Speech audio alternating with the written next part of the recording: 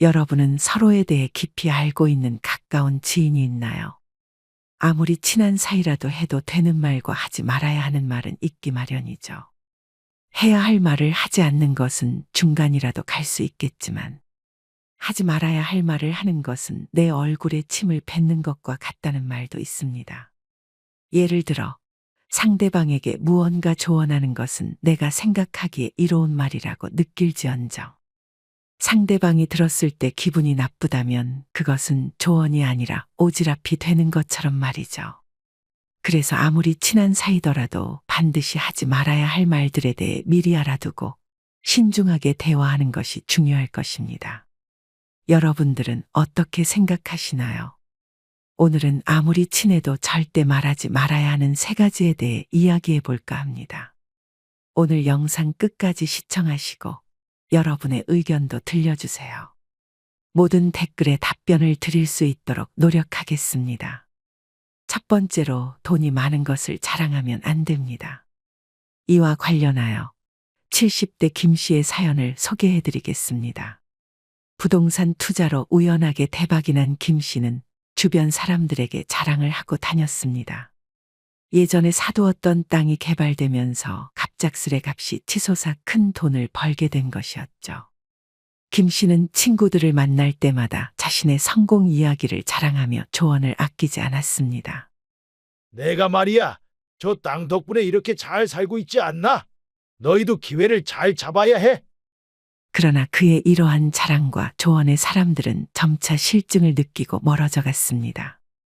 게다가 김 씨는 친구들의 이야기를 잘 듣지 않았습니다.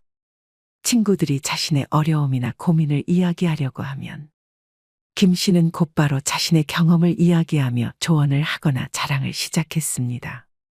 나도 그런 어려움을 겪었지만 마음가짐이 중요하더라고. 마음만 잘 추스리면 극복할 수 있어. 자신이 힘들었던 나를 잊은 채 사람들에게 전혀 도움도 안 되는 이야기만 늘어놓곤 했죠.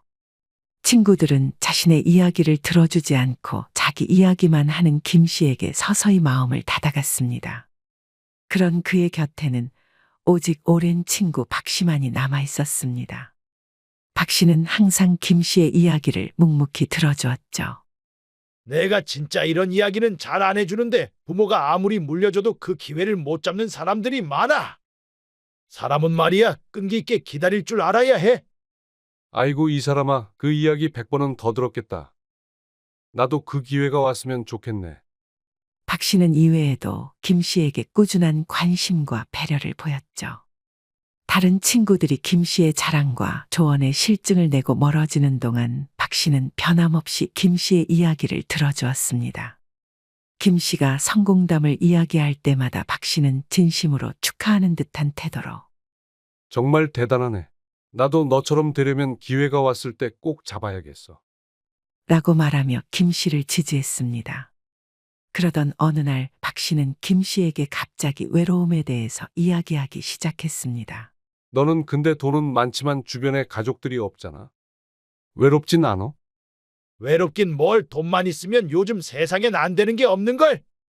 말은 그렇게 한 김 씨였지만 김 씨는 일찍 아내를 여의고 홀로 살아가며 깊은 외로움을 느끼고 있었습니다. 아내와의 추억이 가득한 집에서 홀로 지내는 시간은 김 씨에게 매우 고통스러웠죠. 아내와 함께했던 일상적인 대화와 소소한 즐거움이 사라지면서 김 씨는 삶의 의욕을 잃어가고 있었던 것이었습니다. 그래서 김 씨는 그러한 외로움을 티내지 않기 위해 겉으로 자랑을 하고 다녔던 것이죠. 자랑을 통해서라도 이러한 마음을 감추고 싶었던 김 씨는 점점 더 고립감을 느끼게 되었습니다. 박 씨만이 유일하게 그의 곁에 남아 있었지만 그것마저도 충분하지 않았습니다. 카페에서 이야기하고 있던 어느 날 박 씨는 또다시 김 씨에게 이야기를 꺼냈습니다. 새로운 사람을 만나볼 생각은 없어? 진숙이라고, 그 친구도 남편이 일찍 세상을 떠나서 외로워하거든. 게다가 주식의 귀재라고 소문도 났더라니까. 이 나이에 무슨, 됐어, 이렇게 살다가 가면 되지 뭘. 안녕하세요. 그쪽이 혹시 김 사장님이세요? 갑작스럽게 나타난 여성은 진숙이라는 여성이었고 50대 정도 되어 보이는 얼굴을 하고 있었습니다. 안녕하세요. 갑자기 이렇게 다가오니까 당황스럽네요. 사실 박 씨는 김 씨가 거절할 것을 대비해서 미리 진숙이라는 여성을 불러둔 것이었죠. 그럼 난 갈 테니까 둘이서 이야기 잘 나누라고. 진 씨는 60대 초반의 여성으로 남편을 일찍 여의었기 때문에 많은 돈을 가지고 있었지만 외로움에 시달리는 사람이었습니다. 김 씨도 아내를 일찍 떠나보낸 터라 외로움에 가득 차 있었죠. 그들은 처음엔 조심스럽게 서로의 이야기를 나누었고 시간이 지나면서 점점 더 깊은 이야기를 하게 되었습니다.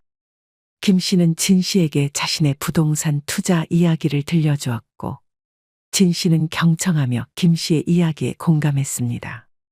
진 씨는 자신의 과거 이야기도 털어놓으며 남편을 잃고 난 후 얼마나 외로웠는지 그리고 그 외로움을 어떻게 극복하려고 노력했는지에 대해 이야기했죠. 김 씨는 진 씨의 이야기를 들으며 자신과 비슷한 처지에 있는 사람을 만나게 되어 마음이 놓였습니다. 그들은 자주 만나 함께 식사를 하고 산책을 하며 시간을 보냈습니다. 진 씨는 김 씨에게 생활의 소소한 즐거움을 찾는 법을 알려주었고 서로의 삶에 조금씩 스며들면서 두 사람은 점점 더 가까워졌습니다. 김 씨와 진 씨는 서로 돈에 관심이 많은 사람이었기에 땅을 보러 다니기도 하고 주식에 대해서 배우기도 하였습니다. 그러던 어느 날 진 씨는 김 씨에게 특별한 투자 기회를 소개했습니다. 이번에 제가 정말 좋은 주식 정보를 얻었어요. 이 회사는 곧 큰 호재가 있을 예정이라 주가가 급등할 거예요. 진 씨의 말에 김 씨는 기대감에 부풀어 그녀를 따라 정보를 들었습니다. 진 씨는 김 씨에게 그 회사의 재무제표와 미래 전망에 대해 상세히 설명하며 자신도 이제 곧 큰 돈을 투자할 것이라고 이야기했죠. 그렇지만 김 씨는 주식을 처음 투자해보기 때문에 굉장히 조심스러웠습니다. 아무리 좋은 정보라고 해도 갑자기 회사가 망하면 주식은 휴지 조각이 되는 거라던데. 이렇게 좋은 정보가 있을 때는 투자해야죠. 정모하면 1,000만 원 정도만 해봐요. 김 씨는 굉장히 불안한 마음뿐이었지만 깊이 신뢰하고 있는 진 씨가 하는 말이었기에 믿어보기로 했습니다. 결국 김 씨는 진 씨의 조언에 따라 조심스럽게 적당한 금액을 그 회사 주식에 투자했죠. 진 씨는 김 씨에게 주식 매매 과정과 모든 절차를 도와주었습니다. 그리고 얼마 지나지 않아 김 씨는 주식으로 한 달 만에 1,000만 원이라는 돈을 얻게 되었죠. 김 씨는 몹시 흥분하며 진 씨에게 찾아가 고맙다고 이야기하였습니다. 내가 덕분에 1,000만 원이라는 큰 돈을 벌었어. 그러나 진 씨는 김 씨의 성공을 축하하면서도 약간의 실망감을 표현했습니다. 정말 축하해요. 그런데 조금 더 투자했더라면 더 큰 수익을 얻을 수 있었을 텐데 말이죠. 김 씨의 행복했던 마음도 잠시 자신이 만약 2,000만 원을 투자했더라면 4,000만 원을 얻을 수 있었을 거라 생각해 보니 1,000만 원을 잃은 듯한 느낌을 받았습니다. 사람은 원래 얻은 것보다 잃은 것에 더 큰 아쉬움을 느끼는 것처럼 말이죠. 김 씨도 마찬가지로 1,000만 원을 얻었지만 오히려 1,000만 원을 손해본 것처럼 느끼기 시작했습니다. 그러게 말이야. 다음번에 이런 기회가 있으면 놓치지 말아야겠어. 괜찮아요. 기회는 또 있으니까요. 안 그래도 최근에 또 들어온 정보가 있어요. 김 씨의 말이 끝나자마자 진 씨는 또 다른 정보를 알려주기 시작했습니다. 진 씨의 말을 다 듣고 난 김 씨는 진 씨를 믿고 이번엔 더 큰 돈을 투자하기로 결심했습니다. 가지고 있던 부동산을 처분하고 모든 돈을 넣기 시작한 것이죠. 이번에 크게 먹으면 내가 한턱 쏘겠어. 그것보다 우리 같이 여행이나 가는 건 어때요? 저도 이번에는 확실하게 큰 돈을 넣었어요. 실제로 진 씨는 1억을 넣은 계좌를 보여주었죠.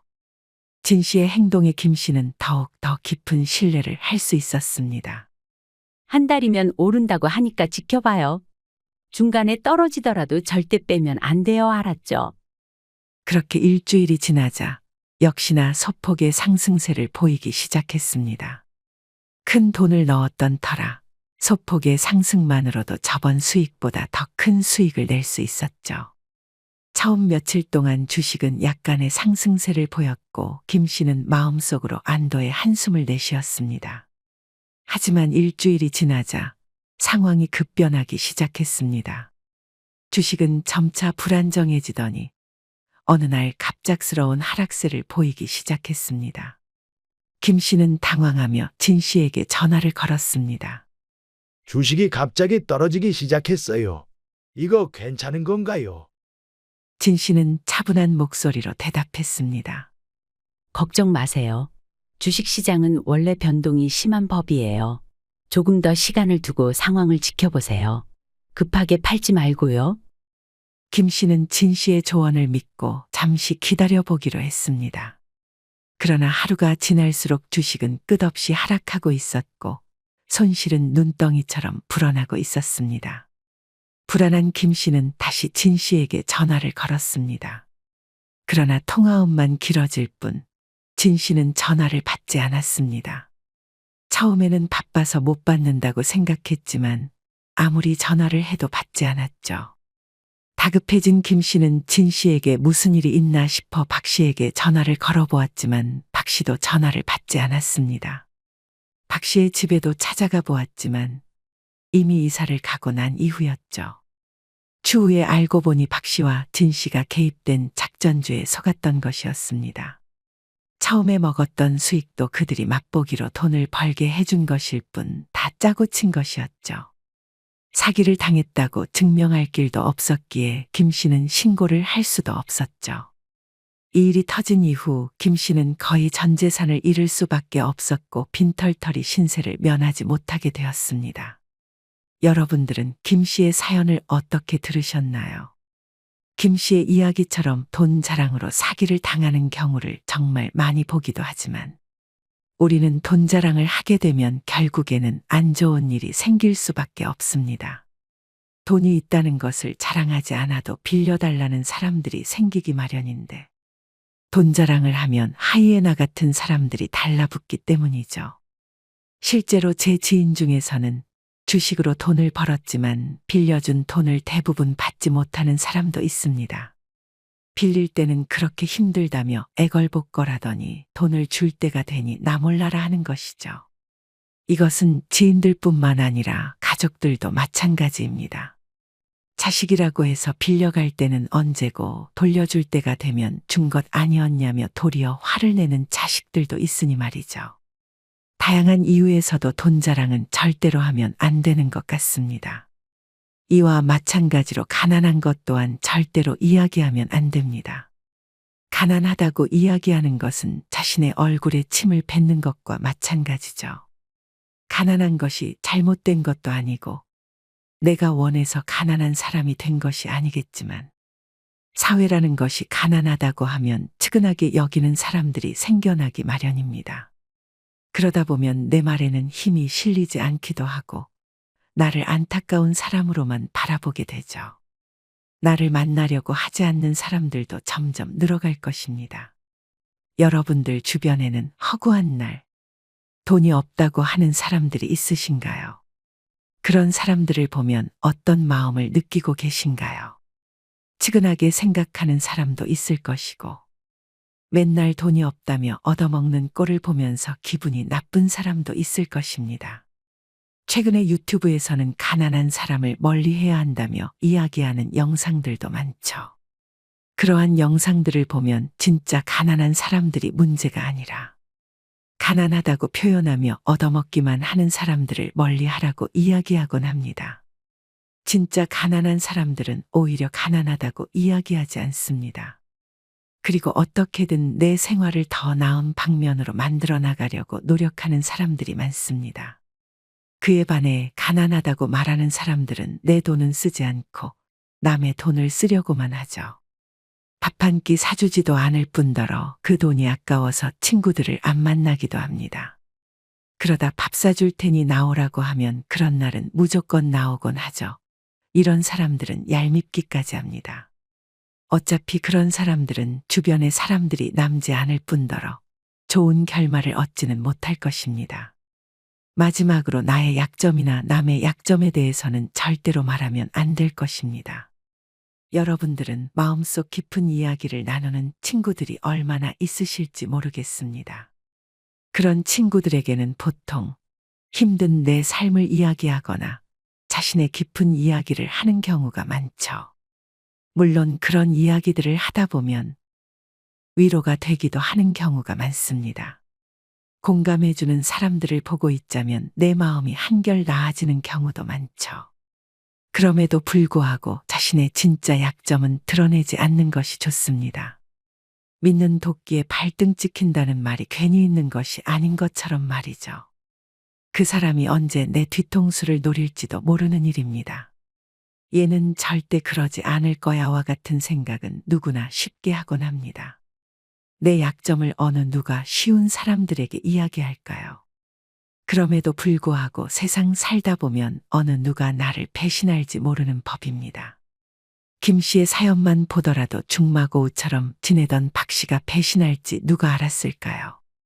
많은 사람들이 절대 그러지 않을 것 같은 사람들에게 약점을 이야기하거나 중요한 내용을 이야기하곤 하지만 그렇게 하는 내용들은 확성기에 대고 이야기하는 것과 다름없다는 것을 반드시 아셔야 합니다. 남의 약점을 이야기하는 것도 마찬가지죠. 남의 약점을 이야기하는 것은 결국 험담을 하는 것과 마찬가지입니다. 험담을 하려고 한 것이 아니라 그저 측은하게 생각해서 이야기했다고 하더라도 그러한 내용들이 당사자의 귀에 들어가면 안 좋게 들리기 마련이죠. 남의 약점을 이야기하는 것이 곧 내 약점이 될지도 모르는 일입니다. 또한 남의 약점을 말하지 말라는 것은 가족에게도 해당되는 이야기이기도 합니다. 실제로 지인의 친척 중에서는 가족들 이야기를 스스럼없이 하는 분이 있었습니다. 이러한 이야기가 어쩌다 보니 당사자의 귀에 들어가 가족이지만 지금은 절대 서로 보지 않는다고 합니다. 확성기에 대고 이야기한 것이나 마찬가지이다 보니 어쩌면 당연한 결과였을지도 모르죠. 이러한 예시만 보더라도 우리는 나의 약점이나 남의 약점에 대해서 이야기하지 않는 것이 좋을 것입니다. 오늘 말씀드린 돈 자랑을 하지 마라, 가난하다고 얘기하지 마라, 나의 약점을 얘기하지 마라. 이 세 가지에 대해서 여러분들은 어떻게 생각하시나요? 너무 극단적이라고 생각하시는 분들도 계실지 모르겠습니다. 사람이라면 돈이 있을 때 자랑을 하고 싶기도 할 것이고, 가난하다고 얘기하면서 내 이야기를 하면 누군가가 도와줄지도 모르는 것이며, 나의 약점을 얘기하면서 그저 재미나게 웃고 지나갈 수도 있으니 말이죠. 하지만 이러한 이야기를 한 번쯤 듣고 말을 꺼내는 것과 그렇지 않은 것은 큰 차이가 있기 마련입니다. 내가 말 한마디를 하더라도 오늘 영상을 생각하시면서 돈 자랑을 하고 있지는 않은지, 나의 약점을 누군가에게 쉽게 꺼내고 있지는 않은지, 가난하다고 이야기하고 있지는 않은지 한 번쯤 생각해 보시게 된다면 지금보다는 조금 더 행복한 노후 생활을 보내실 수 있지 않을까 생각이 듭니다. 사람은 말하는 것보다 듣는 것이 이롭다는 이야기가 있습니다. 침묵은 금과 같다는 이야기가 있죠.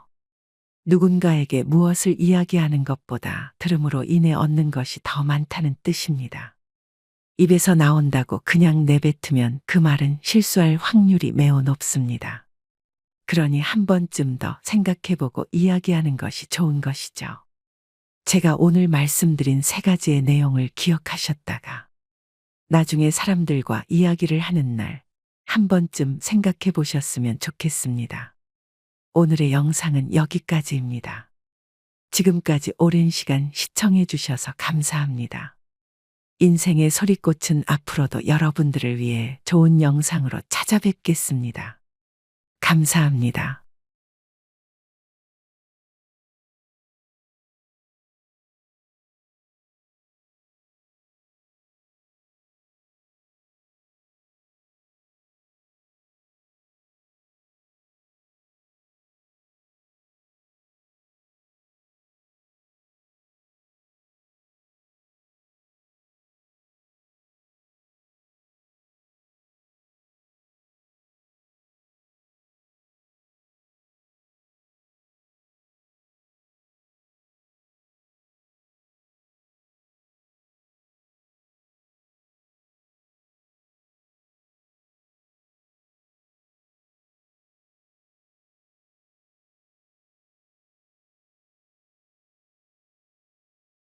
뭐라고? 지금 내가 용돈 때문에 그러는 것 같아? 아픈 엄마는 생각도 안 하고. 뭘 또 말을 그렇게 해? 딸이 엄마한테 부탁할 수도 있지. 그게 부탁하는 거냐? 협박하는 건 아니고. 협박이라니. 무슨 말을 그렇게 해? 실제로 지금까지 내가 용돈 계속 보내줬잖아. 그럼 이 정도는 도와줄 수 있는 거 아니야? 두 모녀 사이에는 어떤 일이 있었던 것일까요? 요즘 부모 자식 간의 용돈을 두고 이야기들이 많은 것 같습니다. 인터넷에 떠도는 글을 보면 부모들이 보상 심리로 용돈을 바란다며 이야기하기도 합니다. 지금 세대가 가족을 꾸리기 더 힘겨우니 진정한 어른이라면 도와줘야 한다면서 말이죠. 여기 70대 박씨네 가족도 용돈으로 얽혀있는 사연이 있습니다. 그녀의 딸 연주는 시집을 가고 나서도 박씨와 멀리 떨어지지 않은 곳에서 지냈습니다. 박씨는 언제나처럼 동네 주민회관에 참석하고 있었죠. 아들이 좋다는 말은 다 옛말 같아. 요즘은 명절에도 처가집부터 간다니까. 딸이 훨씬 낫지. 자주 찾아오기라도 하잖아. 맞아, 박 씨는 딸만 있었지? 박 씨는 좋겠어. 딸은 그렇게 잘한다던데 게다가 근처에서 산다며? 자주 놀러 오겠네? 평소에 말을 많이 하던 박씨는 그저 멋쩍은 웃음을 지어낼 뿐이었죠. 그러던 와중 딸 연주에게 전화가 왔습니다. 엄마 어디야? 집에 왔는데 아무도 없네? 나 지금 잠깐 밖에 나와 있다. 무슨 일인데 찾아왔어? 아니, 우리 지우 좀 봐달라고. 약속이 있는데 지우를 데리고 못 갈 것 같아. 알겠다. 지금 갈게. 그러고는 주민회관에서 황급히 나와서 집으로 돌아가는 박씨였습니다. 딸은 약속이 있을 때마다 손주를 맡기러 오고는 했죠. 그래도 이쁜 손주를 볼 때마다 기분이 좋으니 자주 맡겨도 뭐라 하지 않았습니다. 그날 저녁 딸에게 전화가 왔습니다. 엄마, 내가 좀 늦을 것 같은데 우리 집에 지우 좀 데려다주고 저녁 좀 나 대신 해주면 안 될까? 뭐 하느라 그렇게 늦게 돌아다녀? 남편이 뭐라고 안 해? 남편이 뭐라 하긴 뭘. 오히려 잘 놀러 다니라고 이야기하지. 아무튼 부탁할게. 남편 곧 있으면 올 거야. 남편과 10살 차이가 나는 딸은 철이 들지 않은 것처럼 자주 놀러 다니곤 했습니다. 딸의 집은 30분도 걸리지 않는 거리에 있었죠. 딸의 집에 갈 때면 박씨는 언제나 청소까지 해주곤 했습니다. 애들 있는 집이라지만 꼬라지가 이게 뭐니? 집은 항상 깨끗하게 해둬야지. 아빠 다녀왔다. 어머니, 오늘도 오셨네요? 연주가 지후를 맡기고 잠깐 친구랑 놀러 갔는데 늦는다고 저녁 좀 차려달라고 하길래 와봤다. 저 신경 쓰지 않으셔도 됐는데 죄송해요, 어머니. 그리고 감사해요.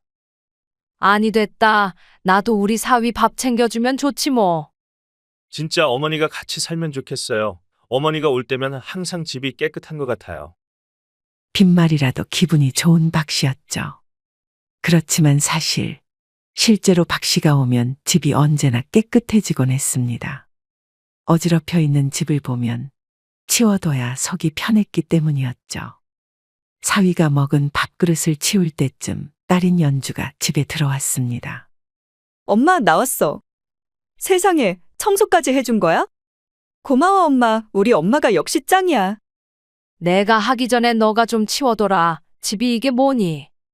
매일 치우려고 하는데 치우면 지우가 매일 어지럽히는 걸 어떻게 해. 그래도 매일같이 치워야 하는 거야. 그렇게 따지면 밥도 매일 먹는데 못하러 먹니? 에이, 잘해주고 또 잔소리한다. 이제 나도 왔으니까 엄마도 얼른 집 가서 쉬어. 그래 알았다. 다음에 집에 올 땐 깨끗하게 해둬야 한다. 설거지까지 다 끝내고 쉬지도 않은 채 사위가 불편할까봐 집에 빨리 돌아가려던 박씨였습니다. 어머니, 이거 얼마 안 되지만 용돈 하세요. 아니 뭘 이런 걸 다 주고 그러냐? 괜찮다. 제가 마음이 불편해서 그래요. 항상 감사드려요. 박씨는 멋쩍게 돈을 챙기긴 했지만 그래도 고마워하는 사위와 딸을 보며 뿌듯했죠. 집으로 돌아온 박씨는 생각해보니 밥을 먹지 않았다는 것을 깨달았고 저녁 8시가 넘어서야 저녁을 챙겨 먹을 수 있었습니다. 그날 저녁 집에서 누워서 잠에 들려고 하는데 무릎이 쑤시기 시작했습니다. 그래서 잠을 설칠 수밖에 없던 박 씨였죠. 사실 오늘 같은 날이 하루 이틀이 아니었습니다. 딸은 약속이 있을 때마다 손주를 맡기러 찾아오곤 했고, 그럴 때마다 언제나 저녁에 집까지 데려다 주곤 했던 것이었습니다. 어느 순간부터인가 당연하게 된 이런 상황은 문득 박 씨의 심정을 어지럽히기 시작했습니다. 며칠이 지나자 딸인 연주는 여전히 손주를 데리고 집에 찾아왔습니다. 엄마, 오늘도 지우 좀 부탁해. 오늘은 내가 안 될 것 같은데 3시에 약속이 있어서 말이야. 뭐? 그럼 미리 말을 했어야지. 나도 오늘 약속 있는데. 아니, 부탁하는 사람이 미리 말을 해야지. 내가 왜 미리 말해야 한다는 거야? 내가 하루 이틀 부탁하는 것도 아니고 당연히 엄마가 얘기해줘야 하는 거 아니야? 이제는 당연하게 생각하는 딸의 모습에 박 씨는 어이가 없었죠. 아, 몰라. 지우 혼자 두면 안 되니까 약속 취소해줘. 오늘 난 절대 못 뺀단 말이야. 그러고는 지우를 냅두고 약속 장소로 가버리는 딸이었습니다. 박 씨는 어이가 없었지만 손주를 혼자 냅둘 수 없었기에 결국 약속을 취소할 수밖에 없었죠. 그날 저녁 박 씨는 어쩔 수 없이 또 손주를 집에 데려다 줄 수밖에 없었습니다. 딸이 들어오자 박 씨는 다음과 같이 이야기했죠. 한 번만 더 이렇게 맡기고 가면 다음번엔 국물도 없을 줄 알아라. 알았어? 엄마 왜 그렇게 화를 내고 그래? 알았어, 내가 잘못했어. 약속을 끝마치고 돌아온 딸은 박 씨에게 멋쩍은 웃음을 보이며 사과를 했죠. 그래서 엄마, 오늘 저녁은 뭐야? 저녁이라니? 먹고 들어오는 거 아니었어? 뭐라고? 아니, 내가 7시쯤에 저녁 먹고 들어오는 거 봤어? 맨날 잘 챙겨주다가 왜 그래? 당연히 저녁을 먹고 들어올 거라 생각했던 박 씨는 저녁을 준비하지 않았죠. 그러나 저녁을 당연히 준비했을 거라 생각하는 딸을 보며 박 씨는 어이가 없었습니다. 언제부터인가 내가 해주는 게 당연한 것처럼 보이는구나? 무슨 말을 또 그렇게 해? 알아서 챙겨 먹을 테니까 그만해. 이제 집으로 가도 돼. 박 씨는 한마디 더 하려고 했지만 딸과 싸울 것 같아 더 이상 얘기하지 않고 집으로 돌아왔습니다. 딸을 도와주었던 박 씨였지만 내쫓겨지는 느낌을 받은 박 씨는 서러운 마음이 들었습니다. 딸에게 잘해줘봤자 소용없다더니 이런 이야기였나? 슬픈 마음을 억누른 채 그렇게 집에 돌아갈 수밖에 없던 박 씨였습니다. 그렇게 며칠이 지나고 난 후 딸은 갑작스럽게 박 씨에게 여행 이야기를 꺼냈습니다. 엄마, 내가 저번엔 미안했어. 그래서 그런데 이번에 다 같이 여행이나 갈까 하는데 어때? 여행? 갑자기 무슨 여행이야? 아니, 내가 그동안 지우 봐달라고 했던 게 미안하기도 하고, 우리가 언제 여행 한번 가보겠어. 이번 주 주말에 강원도 삼척에 펜션 예약해뒀어. 거기서 고기도 구워 먹고 같이 쉬자.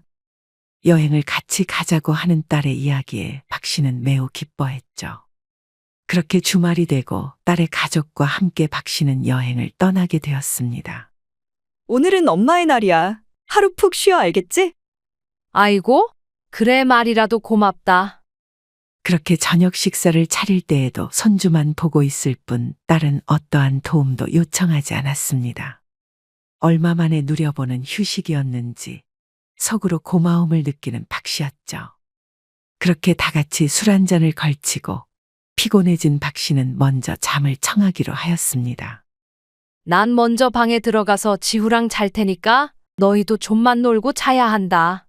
내일 운전도 해야 하잖아. 알겠어요. 어머니, 저희 걱정하지 마시고 주무세요. 그렇게 잠을 청한 박 씨였지만 시간이 얼마 지나지 않아 잠에서 깰 수밖에 없었습니다. 잠기가 밝은 박 씨는 설거지 소리에 잠에서 깬 것이었죠. 그래도 지금까지 아무것도 하지 않았는데 치우는 거라도 도와주어야겠다 생각했습니다. 그렇게 문을 열자 둘이서 하는 얘기가 들리기 시작했습니다. 그래도 이번에 잘한 것 같아. 엄마 마음이 많이 풀린 것 같던데. 그렇다면 다행이네. 이제 마음도 풀어줬으니까 지우 맡겨놓고 둘이서 해외여행 한번 갔다 오자. 어머니가 서운해하시지 않을까? 에이, 그럴 리가 있어? 용돈도 매일 30만 원씩이나 드리고 있는데 뭐. 그리고 해외 같이 가려면 돈이 얼마나 깨지는데. 게다가 한동안 엄마도 돈만 받았지 일도 안 했으니까 미안해서라도 맡아준다고 할 거야.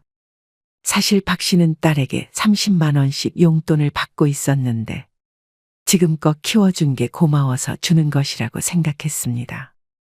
그렇지만 딸은 용돈을 그냥 주는 게 아니라 일을 하는 대가로 주고 있던 거였죠. 이 이야기를 들은 박 씨는 조용히 다시 문을 닫았습니다. 딸이 자신을 돈을 주고 고용한 도우미처럼 생각한다는 것을 알게 되었던 것이죠. 자신을 위해서 용돈을 주는 거라 생각했지만 일을 시키려고 주는 것이었다고 생각하니 큰 배신감에 그날은 잠을 설칠 수밖에 없었습니다.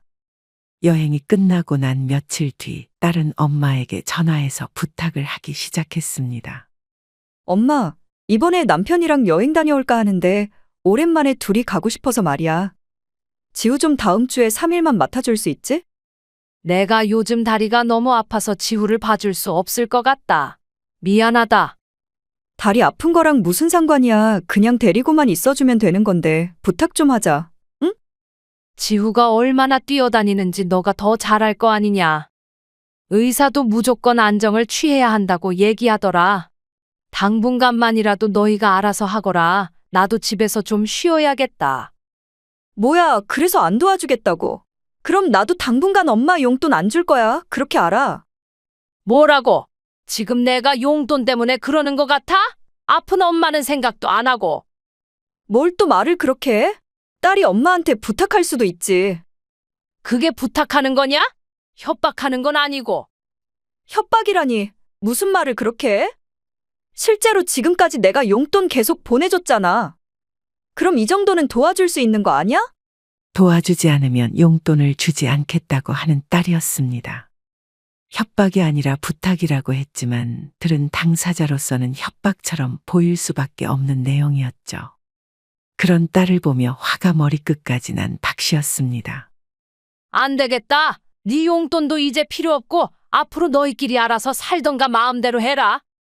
내가 도와줄 거라는 생각은 앞으로 기대도 하지 마. 알았어? 그렇게 이야기하고 전화를 끊어버린 박 씨였습니다. 그 이후로 한동안 딸에게 연락이 와도 전화를 받지 않았죠. 용돈이 들어오는 계좌에는 첫 달엔 용돈이 들어오더니 그 이후로는 소식이 없었습니다. 사실 지금껏 받았던 용돈은 용돈이 아니라 딸이 자기를 도와주는 값이라며 주는 것이었다는 사실에 굉장히 서러운 마음이 들 수밖에 없었던 박 씨였습니다. 그런데 사실 박 씨는 딸이 주는 용돈을 지금껏 받아놓고 한 번도 쓰지 않고 모으고 있었습니다. 나중에 그 돈을 모아서 딸에게 다시 돌려주려고 했던 것이었죠.